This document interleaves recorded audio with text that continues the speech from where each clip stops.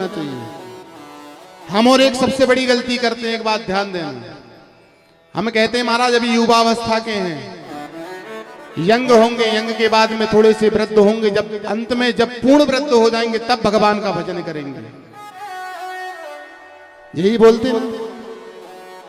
अभी यंग हैं, तंदुरुस्त हैं, थोड़ी मेहनत कर लें, धन कमा लें, वैभव कमा लें, जब वृद्ध होंगे तब भगवान का भजन कर लेंगे। महाराज यदि आप प्रारंभिक सीढ़ी को मजबूत नहीं करोगे तो अंत चरण में आप भगवान का भजन नहीं कर पाओगे। क्या भगवान को सूखे फूल चढ़ते हैं? क्या चढ़ते हैं? यही चाहते हैं कि ताजा फूल ला करके भगवान को समर्पित करूं। और बाल अवस्था से यदि आपकी सीढ़ी मजबूत है तो महाराज अंत चरण में नहीं भी चाहोगे तब भी परमात्मा की प्राप्ति आप कर लोगे। लेकिन आप सोचो कि हम शुरुआत में नहीं करें, जब युवावस्था के हुए तब भी ना करें, जब वृद्ध थोड़े से हुए तब भी ना करें, जब बिल्कुल बिस्तर पकड़ लेंगे तब हम भगवान का भजन कर लें, तो संभव ही नहीं है। तब तो महाराज मोह माया में ही फंसे रहोगे। और वही मोह माया में फंसने के कारण महाराज फिर से पुनर्जन्म मरण के बंधन में आपको आना पड़ता है। कहा गया है पूर्व जन्म में पुण्य करने से महाराज इस जन्म में आपको प्राप्त होता है, ये सत्य मानना। पुराण हमें ये बतलाता है कि आज हमने दान किया है, पुण्य किया है, प्रताप किया है, वो जरूर आपको कहीं ना कहीं प्राप्त जरूर होगा।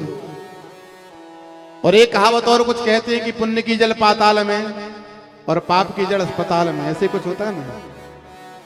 महाराज अस्पताल में हजारों लाखों रुपए दे आते, एक बार भी नहीं पूछते डॉक्टरों से कि महाराज कैसा बिल बनाया, काय की दवाई और काय का क्या।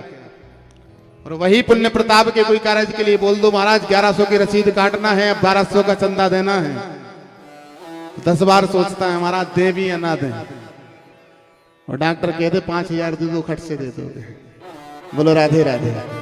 इसलिए पुण्य की जड़ जो होती है पाताल में होती है। और पुण्य आपको कहां कहां काम आता है आपके, जब हमारी कोई हम विपदा से बचते हैं तो यही कहते हैं कि पुण्य आड़े आ गए। हमने कोई पुण्य किया था, वही हमारे बगल में खड़े थे, जिस कारण से हमारा बाल भी बांका नहीं हुआ। यदि पुण्य नहीं होते महाराज तो पता भी नहीं चलता। इसलिए वृद्ध अवस्था तो जब आएगी तब आएगी, परंतु आज से हम यदि प्रयत्न करेंगे तब जाकर के अंत चरण में भगवान का नाम हमारे कंठ पर होगा। अंत चरण में सोचो कि हम भगवान का नाम लेकर के जाप करते करते इस पंचभौतिक देह का त्याग कर दें, संभव ही नहीं है। हमारे गुरुजी हमसे कहा करते थे कि हम बहुत विचार तो बहुत करते हैं, लेकिन जब हम युवावस्था में जब धन कमाते हैं ना तो बाद में हमें वो धन ही धन दिखता है। और जब पुनर्जन्म जब होता है तो भगवान उससे वंचित कर देते हैं धन की आशा के लिए। अब कर कितना मेहनत करता है देखते हैं। तो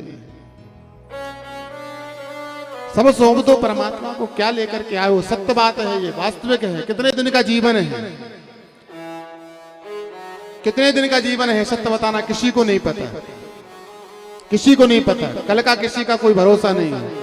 और अभिमान इतना करते हैं कल हम ये कर लेंगे, हमने ये किया, हमने वो किया, हमने ये किया, और क्षण भर में महाराज जय श्री राधे, उसके बगैर पत्ता भी नहीं हिलता। और हम अभिमान इतना करते हैं कि हमने किया है, हमारा धन है, हमारा वैभव है।